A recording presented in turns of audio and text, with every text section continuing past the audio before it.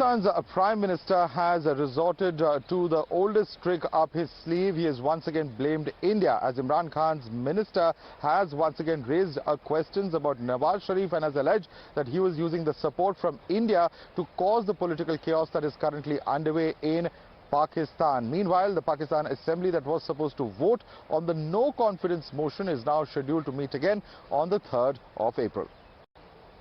Meanwhile, in the assembly, even as the leaders gathered over there, Go Niazi chants were heard from inside.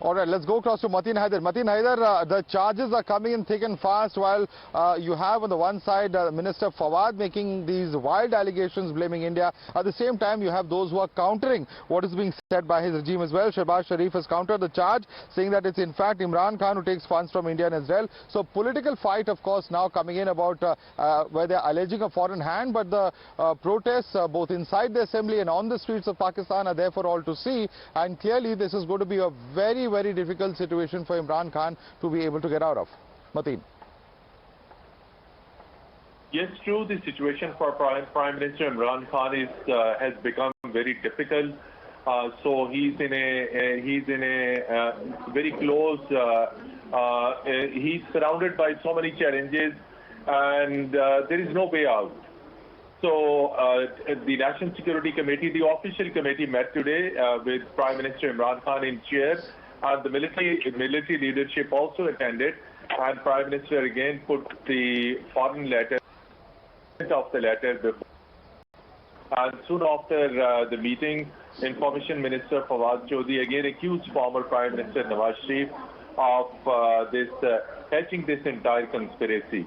And he also accused former Prime Minister Nawaz Sharif of meeting Indian and Israeli diplomats and said this entire conspiracy was hatched from his London residence.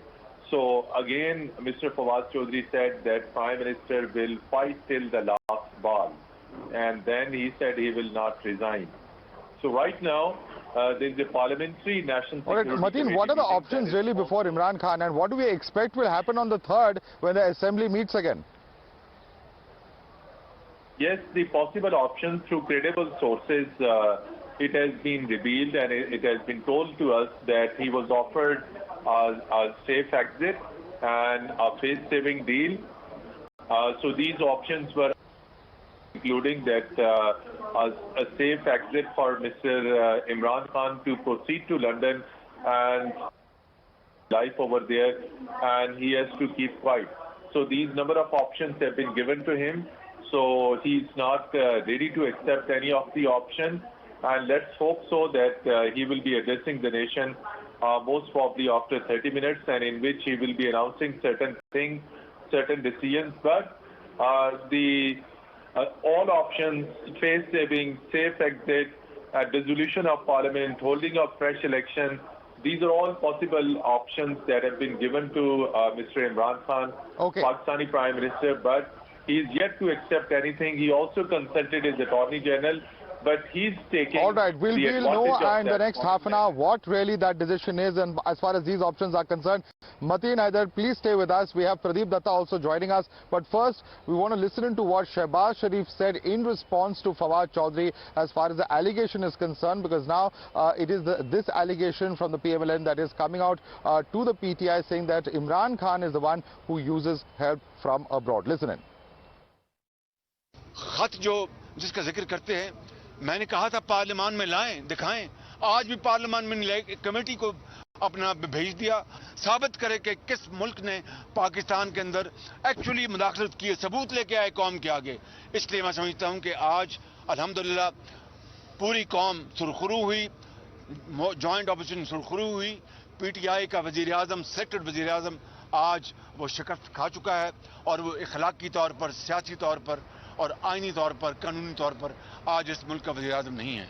Let's take this across to Pradeep Dutta, who's joining us live. Pradeep, very, very interesting to see what Imran Khan will finally be revealing this evening. He's had his cards close to his chest. There have been officials from the army that have met him, is what we are told. And also there have been several rounds of talks.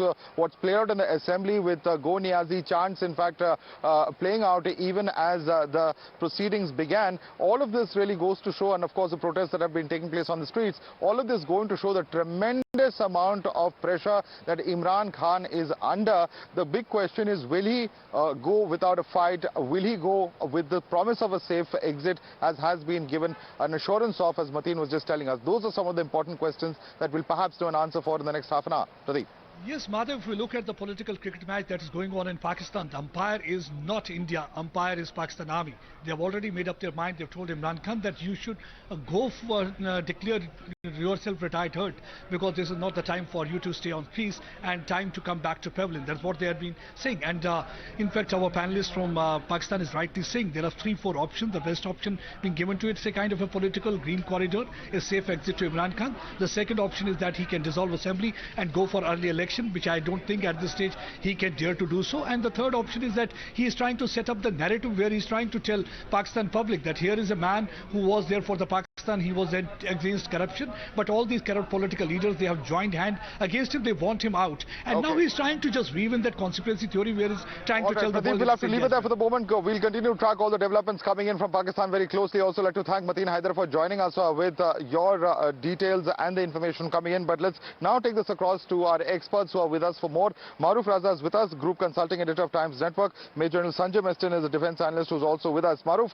what's on the table and what can we expect? How do you see things playing out over the next few days?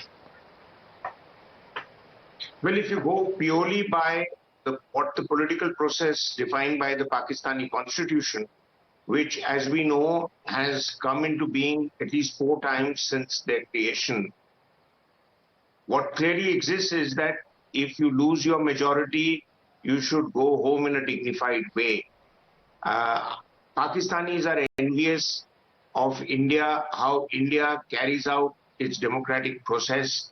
I remember reading long ago in Manishankar Iyer's book, Pakistan Papers, when people used to tell him in Karachi when he was Consul General, he says, look at India. It's like Westminster. Lose your democracy, submit your resignation and walk out. Imran Khan has had a longer innings than I would have thought he would have had, because he is basically incompetent. But the army wanted to hoist him there because they found him pliable and desperate to be Prime Minister. I believe in recent months, what he started doing, he is questioning the writ of the army directly and indirectly. Some of his remarks to say that, look at how India has an independent foreign policy, look at how well India has progressed economically, obviously hasn't gone down with the military, which lives off this anti-India animosity in Pakistan. Now, if Fawad Chaudhry, who I regard as a comic character, I've been with him on many debates on Times Now, I have very little respect for him. In fact, politicians in Pakistan call him Lota, which means he just goes to anybody who wants to use it. And if he's alleging that India has a hand, then either he's completely out of sync with his master Imran Khan, or he's doing what every other person in Pakistan does, gives India the hand to dismember Pakistan.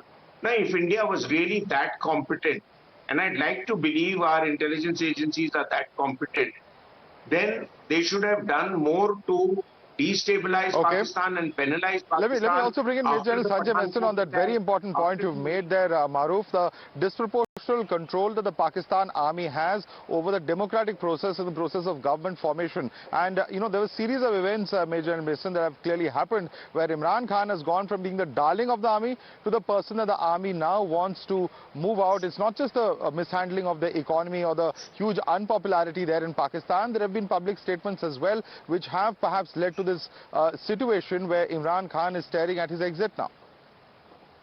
So absolutely right. The issue you have highlighted, I totally agree with Maroof also. See, the fact of the matter is that in Pakistan, army is supreme and always will remain supreme. There is no doubts about that.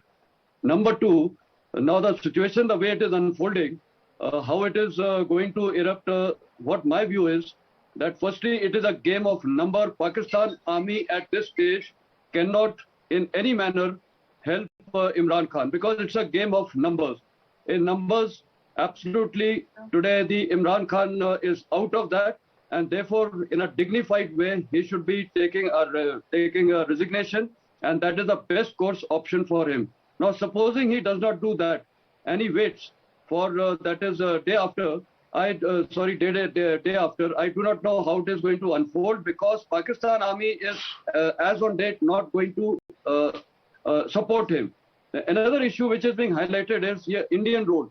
Frankly, Pakistan is very insignificant for India. Yes, it is our neighbor, it is our immediate neighborhood, things matter to us, it is of concern, but for India it is below dignity to get involved in their local politics. That does not interest us in any manner. As it is, Pakistan is very unstable in their own manner, and we as Indians know, our political system knows. Today, that's going to be the most important aspect of all of this. Major Minister as well as Maroof Raza, I'd like to thank both of you for joining us and sharing with us your perspective. All eyes on what announcement is made by Imran Khan when he addresses the nation later this evening.